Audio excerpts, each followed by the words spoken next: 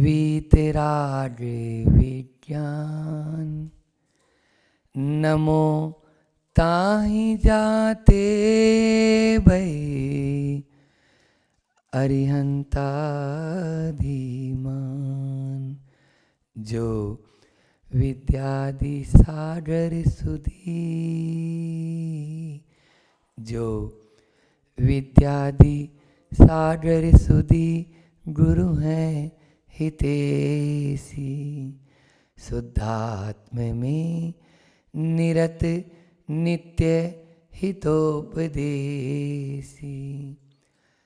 वे पाप ग्रीष्म ऋतु में जल हैं सयाने।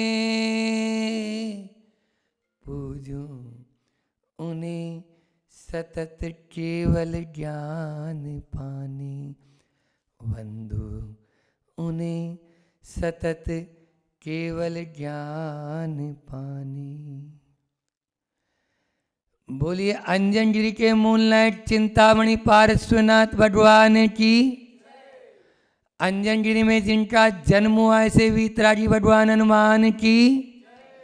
परम उपकारी संत शिरोमणि आचार्य गुरुवर विद्यासागर जी महामुनिराज की। पूज्य मुनि श्री 108 दुर्लभ सागर जी महाराज की।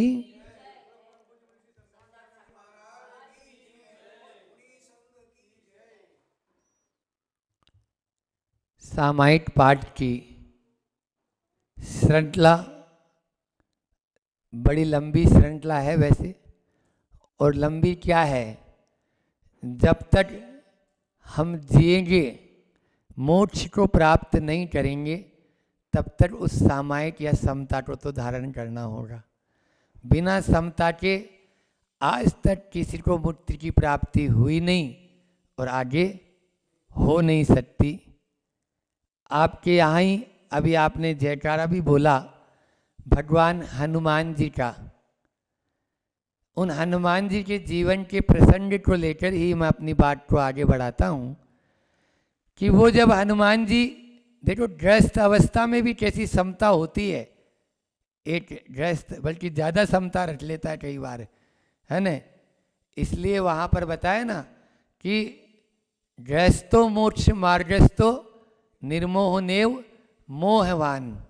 तो वहाँ पर वो घर में रहते हुए भी वैरागी की तरह रहे। प्रथमानियों को ग्रंथों को जब अपन पढ़ते हैं उन ग्रंथों के अंदर ढेर सारे उदाहरण भरे हुए हैं। तो भगवान हनुमान जी जो थे वो जब घर में थे तो उनकी 2 पत्नियां थी।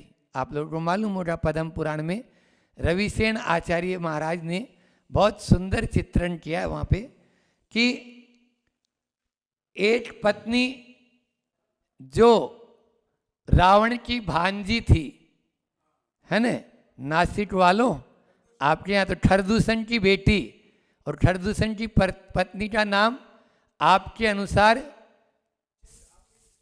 सरपुन्नखा और सुपर्णखा, और जैन पद्म पुराण जो है उसके अनुसार चंद्रनखा।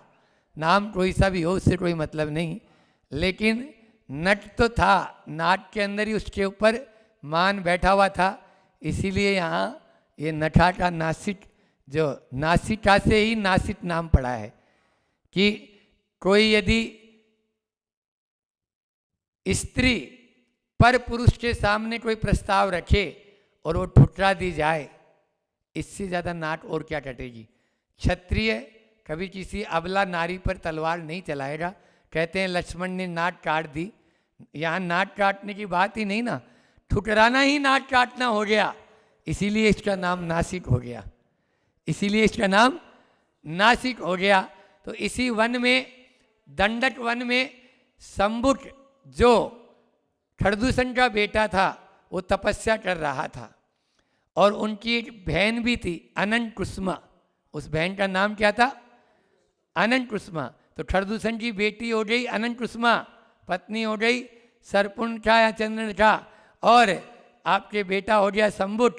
तो ये सब पूरा परिवार, और ये जो सरपुनखा थी वो रावण की बहन थी, तो इसलिए वो बहनों ही हो गया। ये रिश्तेदारी हो गई। तो रिश्ते में जो है मामा ससुर हो गए रावण, कौन के? हनुमान के। क्योंकि हनुमान की जो पत्नी थी अनंत कुसुमा थी, वो खरदूषण की बेटी थी, तो भांजी जवाई हो गया, ये भांजी जवाई हो गया ना हनुमान अपना। तो एक तरफ तो ये भांजी जवाई हुआ इधर, अब दूसरी तरफ से और रिश्तेदारी बता, क्योंकि आपको तो रिश्तेदारी बहुत अच्छी लगती है, तो दूसरी तरफ से अब एक रिश्तेदारी और बताता हूँ कि सुग्रीव जो था कि एक कंदपुर का राजा था, एक सहस्त्रवती नाम का विद्याधर कृत्रिम सुग्रीव का रूप बनाकर सुतारा के साथ रहने लगा। अब वो कैसे बोले कि ये डुप्लीकेट है, असली तो मैं हूँ, और सुतारा भी उसको, तब तक ये हो गया, बेटों ने भी ये निर्णय ले लिया, जब तक निर्णय नहीं होता है कोई भी पास नहीं जाएगा, तुम दोनों ही नकली हो अभी, तो बिल्कुल डिट्टो हाव भाव सब वैसा का वैसा ही विद्याधर था। अब उनकी एक बेटी थी पद्म राजा, सुग्रीव की बेटी का नाम था पद्म राजा। वो जो बेटी थी उस, वो पत्नी कौन की थी? हनुमान की। हनुमान की दूसरी पत्नी का नाम पद्म राजा, यानी सुग्रीव का जवाई, सुग्रीव का जवाई हो गया। अब इधर जब लक्ष्मण ने शंभुक और खरदूषण को मार दिया, तो ये सूचना भी अनंत कुसुमा के पास पहुंचेगी, क्योंकि पत्नी कौन की है? हनुमान की। और पद्म राजा जो दूसरी पत्नी है, उसके भी जब सुग्रीव को छुड़ा लिया, असली सुग्रीव का पता लग गया, तो राम और लक्ष्मण ने, तो उसका भी पता लगा। तो यहाँ पर मैं ये कहना ये चाह रहा हूँ, हनुमान के पास दोनों सूचनाएं पहुंची।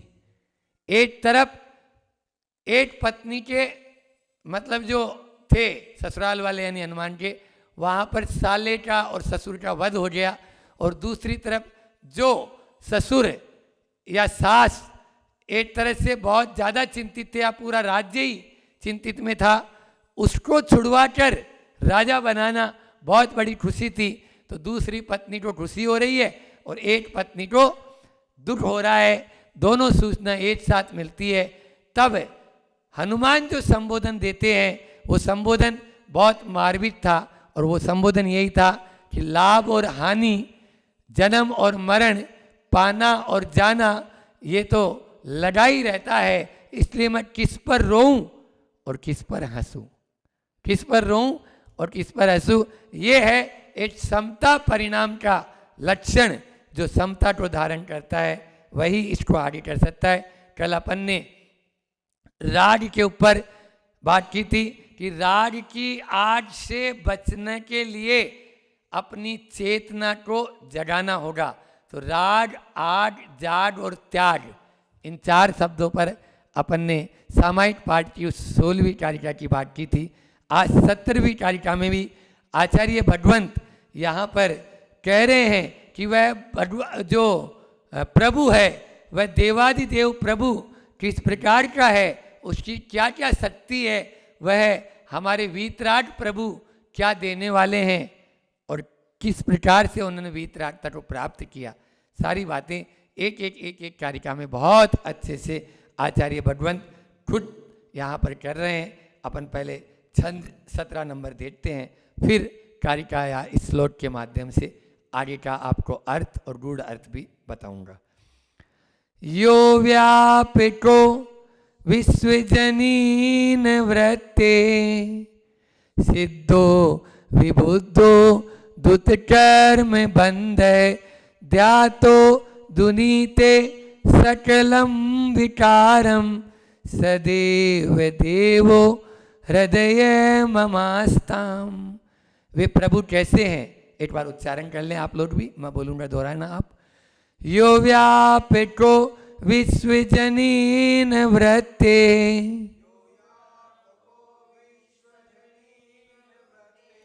सिद्धो विबुद्धो दुतकर्म बंधे,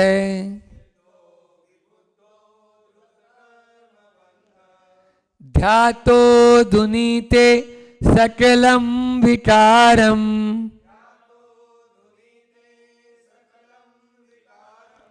सदैव देवो हृदय ममास्ताम। सदैव देवो हृदय ममास्ताम। लगभग 5-6 कारिका हो गई।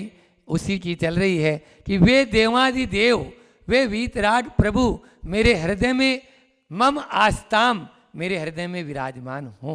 कौन से? तो बता रहे हैं यो यानी जो क्या है, व्यापक है, व्यापक हैं। विश्वजनीन वृत्ते है, विश्वजनीन वृत्ते मतलब संसार के समस्त जीवों का कल्याण करने वाले हैं, विश्व का कल्याण करने वाले हैं। सिद्धो हो, सिद्ध हैं। विबुद्धो हो, विबुद्ध हैं यानी बुद्ध हैं, बुद्धिवान हैं, केवल ज्ञानी हैं, ज्ञायत स्वरूपी हैं। और दुत कर्म बंध है, दुत यानी होता है नष्ट करना, दुत यानी नष्ट करना। कर्म के बंध को जिन्होंने बंधन को नष्ट कर दिया है, ऐसे हमारे वीतरागी प्रभु हैं। ध्यात है, दुनित है, सकलम विकारम, यानी ध्यात है, दुनिते, सकलम विकारम, दुनिते यानी नष्ट कर दिया है, सकलम विकारम, सारे विकारों को उनका ध्यान, यानी जिनका ध्यान करने से सारे विकार नष्ट को प्राप्त हो जाते हैं, या जिन्होंने सारे विकारों को नष्ट कर दिया है, ऐसे देवादिदेव मेरे हृदय में विराजमान हो। यहाँ पर बहुत सुंदर सुंदर विशेषण देकर अमित गति आचार्य ने सरल भाषा में हमको बताया कि वीतराग प्रभु कैसे होते हैं, कैसे हैं हमारे भगवान। तो यहाँ पर बताए हैं कि व्यापक, वे व्यापक हैं, सर्वव्यापक, व्यापको। जो जैनेतर बंधु होते हैं वो कण कण में भगवान मानते हैं, हम भी मानते हैं, लेकिन उसका तरीका दूसरा है।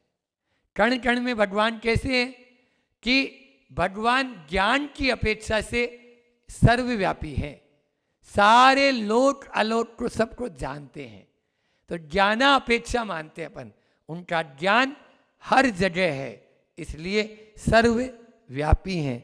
दूसरा इन्होंने बताया कि वो सिद्ध कृत हो चुके हैं, करने योग्य सारा काम कर लिया जिन्होंने, ऐसे उन्होंने सिद्ध अवस्था को प्राप्त कर लिया है।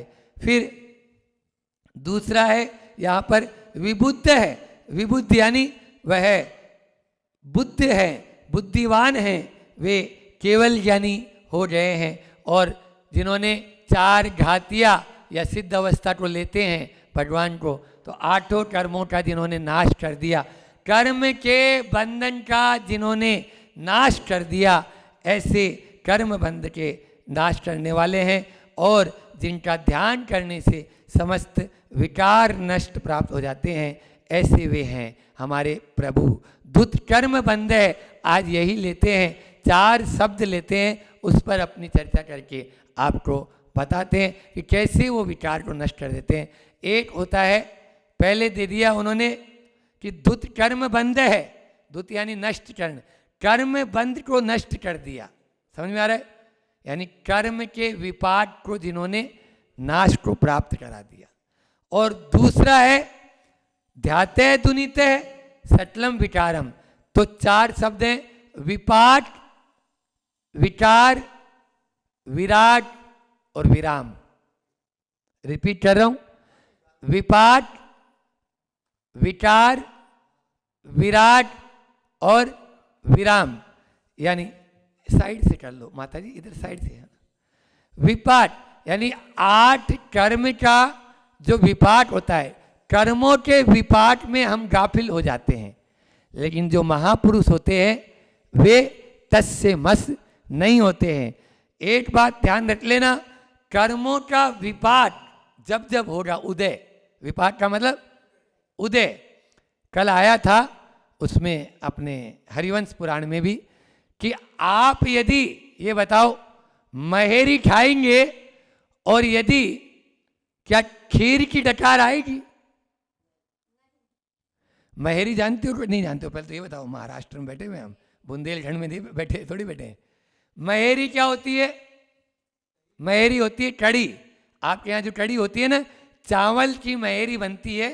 चावल के आटे को या चावल को जब बहुत ज़्यादा आप दही की छाछ जो होती है उसमें उठाते हैं और बिल्कुल उसको यानी खूब चुरा लेते हैं, चुराना मतलब उसको खूब उबाल लेते हैं, उसको बोलते हैं महेरी। तो महेरी खाकर क्या खीर की डकार लेना चाहते हो? अभी तो ऐसा ही हो रहा है, अभी तो ऐसा ही हो रहा है। आप आम का बबूल का पेड़ बोकर आम की गुठली खाना चाह रहे हैं या आम का स्वाद लेना चाह रहे हैं। 3 कार में नहीं होगा। जो कर्म हमने किया है उसका विपाक भी हमको वैसे ही मिलेगा। समझदारी इसमें कि हम उस विपाक में अपने आप को, विपाक तो होगा लेकिन उसमें अपने आप को गाफिल न करें, उसमें अपने आप को सुखी दुखी ना करें। बस कर्म के उदय में विपाक हो, विकार न हो, विकार न हो। जो राग द्वेष है वो क्या है? विकार। राग कर लेना विकार है, द्वेष कर लेना विकार है। तो विपाक तो होगा लेकिन विकार नहीं होना चाहिए, मैं ये कहना चाह रहा हूं। तो यहां पर और क्या होना चाहिए? विराग हो। विराग यानी राग से रहित। जब हम राग से रहित हो जाएंगे तो निश्चित रूप से हमें जन्म और जरा और मरण से छुटकारा प्राप्त हो जाएगा, विराम प्राप्त हो जाएगा। बस उस विराम की आज आपके सामने बात कर रहे हैं। जितनी जितनी आकुलता और व्याकुलता होती है, आकुलता और व्याकुलता क्यों होती है? 2 दिन पहले मैंने बताया था, आसक्ति जितनी होती है उतनी उतनी आकुलता और व्याकुलता होती है। इसलिए आसक्ति को छोड़ना है। और आसक्ति क्या है? वही तो राग है, वही तो द्वेष है। इसलिए कोई चीज इष्ट वियोग और अनिष्ट संयोग, इष्ट का वियोग होता है तो हम तड़पने लगते हैं और अनिष्ट का संयोग होता है तो हम गाफिल हो जाते हैं। बस गाफिल नहीं होना है। यहाँ पर कल कहा था, यह राग आग दहे सदा ताते समामृत से। ये आज अगली लाइन का अर्थ भी बताकर उसका भी व्याख्या करते हैं कि चिर भजे विषय कसाय अब तो त्याग निज पद बेइये। छेड़ाला में यही है, पंडित जी बैठे हुए हैं अपने बीच में, पवन जी। तो यहाँ पर चिर भजे विषय कसाय अब तो विषय और कसाय 2 चीज है ना, इनको दूर करने के लिए 2 शब्द हैं। पहला है विराग यानी वैराग्य और दूसरा है विज्ञान। ज्ञान और वैराग्य सम्यक दृष्टि के ये 2 चिन्ह होते हैं। ज्ञान वैराग्य सत्तिर बहुत सम्यक दृष्टि, ऐसा आता है। तो ज्ञान की शक्ति, यहाँ ज्ञान कौन सा? ये एम.कॉम बी.कॉम वाला नहीं, यहाँ ज्ञान की बात है, भेद विज्ञान। ज्ञान मतलब विज्ञान, विज्ञान मतलब साइंस नहीं, विज्ञान मतलब भेद विज्ञान। और वैराग्य यानी विराग, वैराग्य यानी विराग, वैराग्य की शक्ति होगी तो हम कभी भी कसाय, देखो 2 शब्द बोले अभी अपन ने, एक होती है कसाय और एक होते हैं विषय। कसायों से दूर होना चाहते हो, कसायों से बचना चाहते हो तो उसके लिए विज्ञान को अपने पास रखो। 2 चाबी दे रहा हूं, विज्ञान को पास में रखो। ज्ञान जैसे ही अपने अंदर में आता है तो अपन गुस्सा करते हैं क्या? बोलो, आप डायरेक्ट पर गुस्सा करते हो, बॉस पर गुस्सा करते हो, क्यों? किसी ने ट्रेंड किया आपको, वहां पर ज्ञान है। यदि मैं गुस्सा करूंगा तो क्या होगा? अभी तुरंत गो टू पवेलियन, बोलो। तो इसलिए ज्ञान और आपके वैराग्य 2 शब्द हैं। तो विज्ञान और विराग, इनको याद रखो। आज हमने 4 शब्द जो दिए ना, तो विज्ञान और विराग। विज्ञान आपको कसाय से बचाएगा और वैराग्य आपको विषय से बचाएगा। विषय वासनाओं में, आप विषय वासनाओं में हमारा जैसे ही मन जाता है तो वैराग्य हमें दृढ़ रखता है, नहीं, हमने त्याग कर दिया है। आप कोई भी चीज का त्याग कर देते हो फिर उस ओर आपका मन जाता है क्या? बोलो। तो वैराग्य आपको उस ओर लेके ही नहीं जाएगा, वह आपके मन को विषयों में जाने ही नहीं देगा। पंच इंद्रिय के विषयों से बचाने के लिए क्या चीज है? आपका मन या विवेक। वो विवेक आपका काम करेगा वैराग्य से। तो विषयों से बचना चाहते हो तो अपने वैराग्य को दृढ़ रखो, और वैराग्य को दृढ़ रखेंगे तो कभी भी विषयों में मन नहीं जाएगा। और विज्ञान हमें कसाई की ओर नहीं जाने देगा, चाहे जो भी कसाई होगी। इस प्रकार से इन दोनों में अपन को जाने के लिए। तो आज 4 शब्द मैंने दिए हैं। पहला है विपाक, कर्म का विपाक हो, लेकिन दूसरा शब्द दिया विकार, विकार न हो। और तीसरा दिया विज्ञान या विराग, है ना, दोनों ले सकते हो। तो विराग और विज्ञान, इनसे हमें अपने आप को दृढ़ रखना है, विकार नहीं आने देना है, तभी हम विश्राम या विराम को प्राप्त कर पाएंगे। विश्राम और विराम प्राप्त करना चाहते हो अपने जन्म जरा मृत्यु के चक्र से, तो यही क्रम है और कोई क्रम नहीं है। 1-2 उदाहरण देता हूँ कि आप देखिए, एक पौराणिक उदाहरण और एक नया उदाहरण, दोनों उदाहरण दे देता हूँ। कि पौराणिक उदाहरण आता है सुदर्शन सेठ। सेठ सुदर्शन हुए, उन सेठ सुदर्शन को रानी ने उठवा लिया और अपना त्रिया चारित्र भी बताया राजा के सामने, लेकिन ज्ञान और वैराग्य दोनों थे उनके पास में। ज्ञान ये था कि नहीं, ये मुझे किसी प्रकार का कोई भी कसाई करनी नहीं है ना, लोभ में नहीं आए, प्रलोभन में नहीं आए, नहीं तो अच्छे अच्छे लोग वहाँ पर तो सब रानी हैं, तो कितना लोभ मिला होगा बोलो। लेकिन उन्होंने वो लोभ से दूर ही रहे और लोभ से बचकर उन्होंने उसको, कसाई को जीत लिया।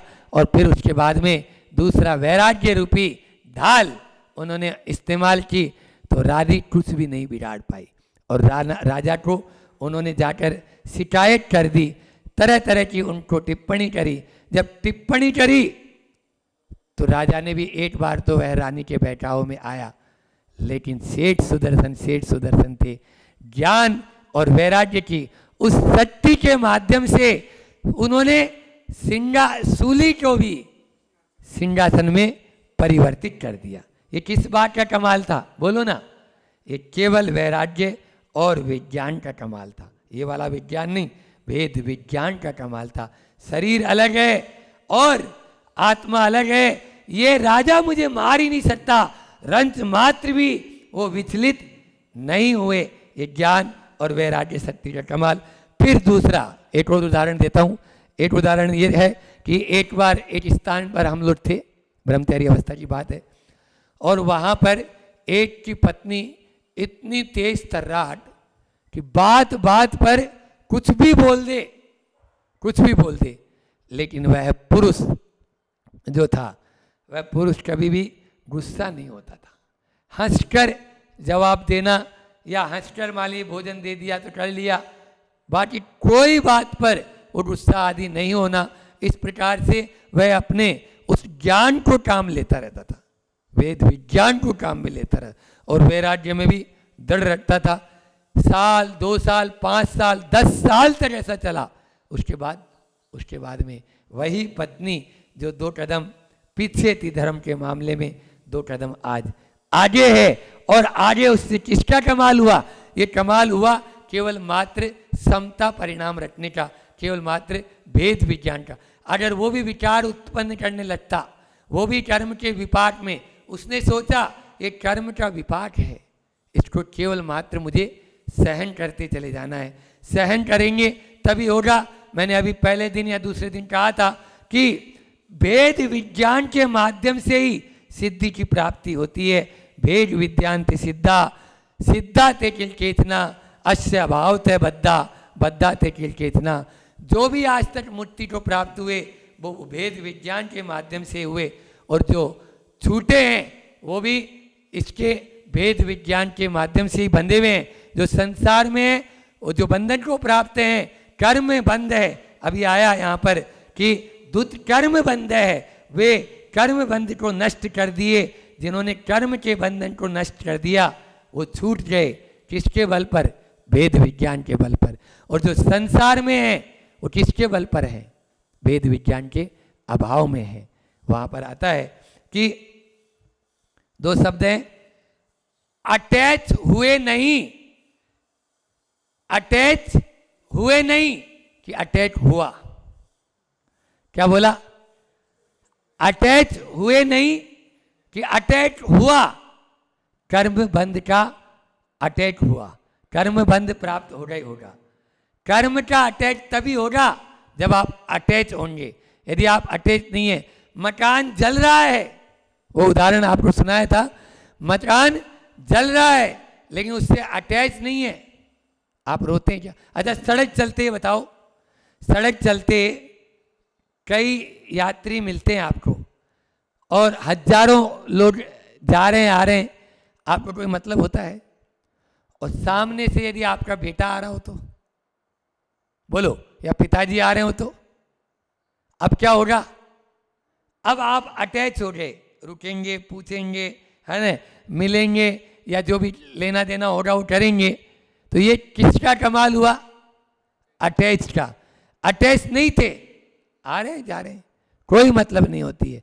आपको यदि मान लीजिए प्रेशर कुकर खरीदना है ना, प्रेशर कुकर खरीदना है तो आपको सोने का मार्केट भी नजर नहीं आएगा, स्वर्ण बाजार, सराफा बाजार। क्यों? क्योंकि आपको क्या मतलब है, आपको क्या खरीदना है? बोलो, 5 गली है, एक कपड़ा मार्केट की है, एक सराफा मार्केट की है, एक आपका हार्डवेयर मार्केट की है, और एक आपकी ये जो है बर्तन मार्केट की है, बर्तन बाजार इंदौर में तो है। तो बोलो कहाँ जाओगे आप? सराफा जाओगे या बर्तन बाजार में जाओगे? क्यों? क्योंकि आपको क्या लेना है? बस यही अटैच है, यही अटैच है, जिससे आपका कार्य है वही अटैच होता है। इसलिए पंचेंद्रिय विषय, किसी ने अपशब्द कहा और अपशब्द कहने पर आप यदि उससे बंधन को प्राप्त, देखो कैसे नहीं होंगे, आपने उसको कुछ सुना ही नहीं। तो जैसे पहले पुराने जमाने में बैरंग चिट्ठी होती थी ना, बैरंग चिट्ठी, वो बैरंग चिट्ठी यूं ही लौट जाती थी। तो वैसे ही आप यदि किसी की चिट्ठी, यदि किसी की गाली लेंगे ही नहीं तो वो आपके पास रहेगी या उसके पास रहेगी? बोलो, जवाब दो ना। लौट जाएगी, यदि लौट जाएगी तो उसके माध्यम से अपने पास नहीं रहेगी। आप बंधने की कोशिश मत करो, हम बंध जाते हैं तो गड़बड़ होता है। आज दीपक भाई ने कहा कि 2 दिन का एक साथ देना है, तो हमने भी यही सोचा कि 2 दिन का एक साथ देना है तो थोड़ा सा भैया इसको करना तो पड़ेगा, क्योंकि ये बार बार इसको आगे पीछे हो रहा था। तो इसलिए आज आचार्य श्री जी का अपन हाइकू लेते हैं पहले कि तुमसे मेरे, आज का जो अपना विषय था वो कर्म बंध के ऊपर था, कि कर्म के बंध में कोई आपको दिक्कत नहीं है। जो कर्म अपन ने बांध लिया है उसको नष्ट करना है तो आप विपाक हो लेकिन विकार ना हो, है ना। तो सामने वाला आपको कुछ भी बोल रहा है तो ये हाइकू माला के रूप में जप लेना। आज ये माला दे रहा हूं और मैं नहीं दे रहा हूं, हमारे गुरुजी दे रहे हैं। आचार्य श्री जी कहते हैं तुमसे मेरे कर्म कटे, मुझसे तुम्हें क्या मिला? तुमसे मेरे कर्म कटे, मुझसे तुम्हें क्या मिला? बस इस हाइकू को बार बार यदि आपस में मान लीजिए 2 साथी हैं, आपस में 2 भाई बहन हैं, आपस में 2 बहनें हैं, आपस में सास बहू हैं, पिता पुत्र हैं, 2 मान लीजिए देवरानी जिठानी है, तो बस एक ही हाइकू याद रख लो, तुमसे मेरे कर्म कटे, मुझसे तुम्हें क्या मिला? तुमने खूब किया, खूब कहा, लेकिन एक जीवंत उदाहरण बताता हूँ कि सेठ साहू अशोक प्रसाद जी जो है कलकत्ता में एक मीटिंग हुई और उस मीटिंग में जो कई संस्थाओं के अध्यक्ष, सेठ साहू अशोक प्रसाद जी साहू, आप लोगों ने नाम तो सुना होगा, भारतीय ज्ञानपीठ वाले, तो वो कई संस्थाओं से जुड़े हुए मंत्री अध्यक्ष। अब वहाँ पर एक पूरे भारतवर्षीय जैन समाज की मीटिंग थी कलकत्ता में, उसमें सब लोग बैठे हुए। तो उस समय कुछ बातें ऐसी हुई जो सेठ साहू अशोक प्रसाद जी के अगेंस्ट हुई, विरोध में हुई, और यहाँ तक कि कलकत्ता समाज वालों ने उनको चूड़ी पहनाने का एक यानी जो है ना व्यंग कसा कि अभी इनको चूड़ी पहनाओ। ये कर नहीं पा रहे, लेकिन वो बहुत बहुत बोल्ड व्यक्ति थे, बहुत बोल्ड, क्योंकि ऊंचाई सदैव गहराई सापेक्ष होती है। पेड़ जितना ऊंचा होता है ना, पेड़ की जड़ें भी उतनी गहरी होती है, तो वो जड़ें जो है उतनी गहरी होती है। उन्होंने कोई जवाब नहीं दिया, कोई भी जवाब नहीं। वो टिप्पणी कसते जा रहे हैं, बोलते जा रहे हैं, लेकिन साहू असुर प्रसाद जी ने कोई जवाब नहीं, कोई टिप्पणी नहीं, 1% भी, कोई सिकन नहीं चेहरे पर, और चुपचाप अपनी गाड़ी उठाई और चलाना शुरू हुआ। उनके साथ भाटचंद जी पहाड़िया, जो कलकत्ता समाज के जो प्रबुद्ध यानी वरिष्ठ हैं, वो बैठे हुए थे। वो कहते हैं कि आपको इतना कुछ कहा और आपने कुछ भी जवाब क्यों नहीं दिया, कुछ तो बोलते। बोले मैं क्यों जवाब देता, जिन्होंने कहा उनको कर्म बंद हुआ, मैंने जवाब नहीं दिया, मेरे कर्म कटे। ये है एक तत्व चर्चा करने वाले की स्थिति ऐसी होती है। जिन्होंने बोला उनके कर्म बंधन को प्राप्त हुए, मैंने कुछ बोला नहीं तो मेरे कर्म तो कटे हैं। इस प्रकार से कर्म काटने का यही फार्मूला है। बस अटैच नहीं होना है, पकड़ना नहीं है, चिपको मत, छोड़ो हर बात को, हर वस्तु को, हर व्यक्ति को। हम क्या करते हैं, चाहे संबंध हो, चाहे संपत्ति हो, चाहे सत्ता हो और चाहे हमारा शरीर हो, हम चिपट जाते हैं और चिपकेंगे। हर श्लोक में एक ही बात आ रही है। अभी कल भी यही बात थी, आज भी वही बात है। बात एक ही है, जितना जितना आप चिपकेंगे, हमारे साथ तो ऐसा ही होता है महाराज, फेविकोल का जोड़ है, ये टूटेगा नहीं। हम तो वो एक जवाब देता है, ईंट का जवाब पत्थर से देने की कोशिश करते हैं। 3 काल में आपके अपने भीतर शांति स्थापित नहीं हो सकती है। यदि शांति को स्थापित करना चाहते हैं तो तुमसे मेरे कर्म कटे, मुझसे तुम्हें क्या मिला, कुछ नहीं मिलेगा। बस यही बात अपने भीतर अपन स्थापित करेंगे तो निश्चित रूप से कैसा होना चाहिए। कल एक उदाहरण दिया था मैंने, आप लोग नहीं बैठे थे। दर्पण जैसा स्वभाव हो। दर्पण क्या करता है, दर्पण कहता है संग्रह सबका लेकिन स्वागत सबका, लेकिन संग्रह किसी का नहीं। दर्पण क्या बोलता है, स्वागत सबका लेकिन संग्रह किसी का नहीं। कल एक उदाहरण दिया कि आपको जो है फूल होता है या जल होता है तो वह गीला नहीं होता, और पहाड़ होता है तो वह भारी नहीं होता। सुख दुख दोनों बसत है, सुख दुख दोनों बसत है, ज्ञानी के घटमाई और गिरसर दूसर दिखत है, भार बीजवो नहीं। यानी गिरसर दूसर मुकुर में, मुकुर यानी दर्पण, दर्पण में गिरी और सर यानी सरोवर, यानी दोनों दिखते हैं लेकिन भार भीगवो नहीं, न तो वो भारी होता है और न वो भीगता है। इसी प्रकार ज्ञानी की परिणति होती है कि सुख दुख दोनों बसत है, ज्ञानी के घटमाई। आज अपन ने वही लिया कि जिनका ध्यान करने से समस्त विकार नष्ट हो जाते हैं। तो ध्यान रखना, विपाक हो, विकार नहीं, और विराट या विज्ञान हो, ताकि विश्राम और विराम मिल सके। ऐसी भावना के साथ मैं अपनी वाणी को विराम देता हूँ। बोले अहिंसा परमो धर्म की। आचार्य गुरुवर विद्यासागर जी महामुनि राज की।